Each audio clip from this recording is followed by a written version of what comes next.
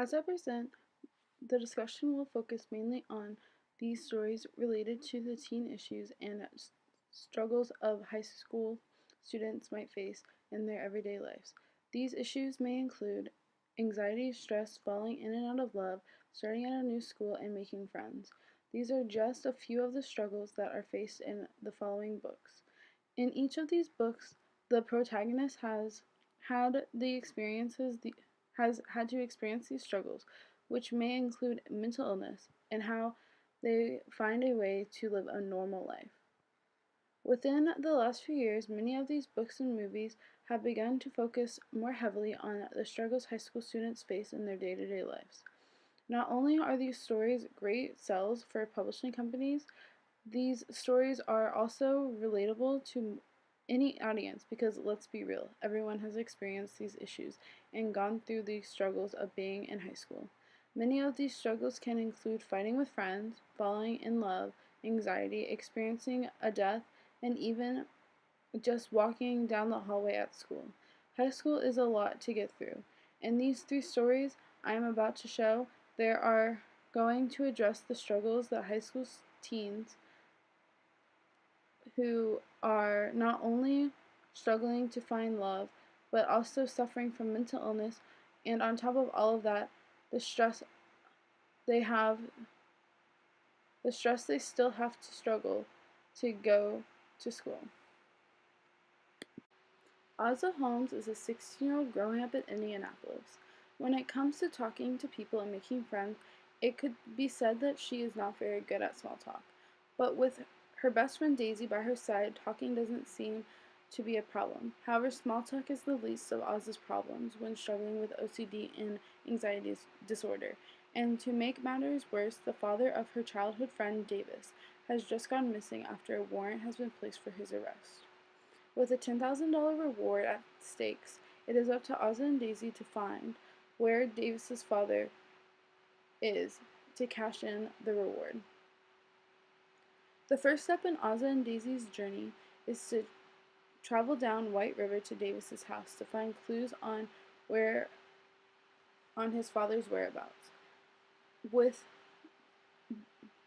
their arrival, the girls are caught by security, and before they could be escorted off the property, Daisy blurts out, "We are friends with Davis." With those words, the security guard Lyle escorts Ozza and Daisy to visit Davis. Once Davis and Ozza's eyes meet, the love affair begins.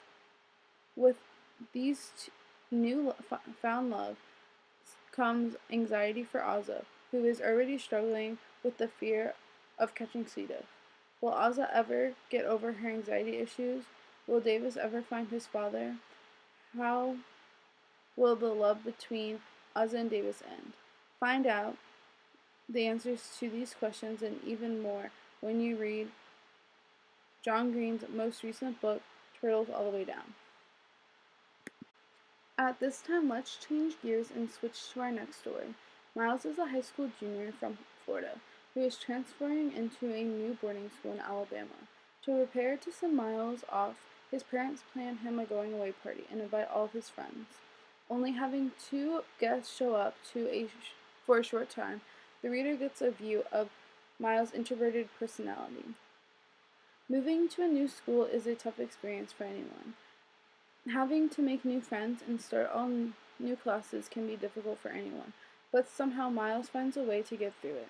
Miles is able to make friends with his roommate Chip, who is nicknamed the Colonel, and soon the Colonel has nicknamed Miles Pudge, a joke due to how scrawny he truly is. Alaska, a friend of the Colonel's, is the most beautiful and mysterious girl Pudge has ever laid his eyes on, and from the first moment he sees her, he knows he is in love.